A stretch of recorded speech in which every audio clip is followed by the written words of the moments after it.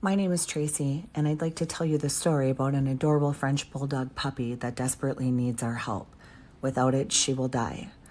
Nova was taken to the breeder's vet on March 1st after the breeder had concerns of her not doing well with generalized weight loss.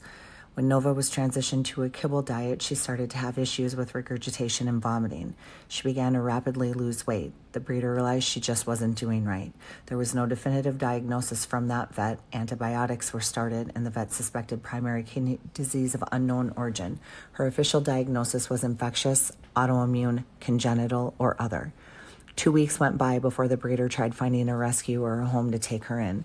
The last 2 weeks were trial and error as the breeder was managing her symptoms at home. But on March 13th, I received a desperate message from a friend about a 9-week-old puppy that needed a home due to some ongoing medical issues that the breeder could no longer accommodate. Those issues were described as mild to me. The other litter mates with these issues had already been euthanized. Later that night, the breeder relinquished Nova to me. As a tech in the industry, I immediately took Nova to the clinic where I work, and a barium swallow was performed. Nothing obvious appeared on those radiographs, and we were only left with suspicions and things to rule out.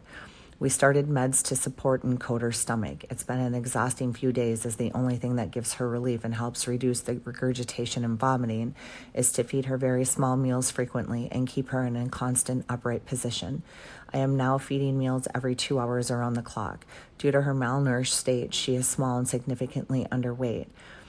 She's only 5 pounds, so we're trying to keep her calories up but not overload her system.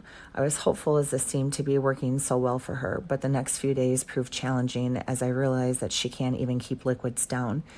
Any type of movement, excitement, activity causes her to projectile vomit. It's been an exhausting couple of days with vet visits and testing.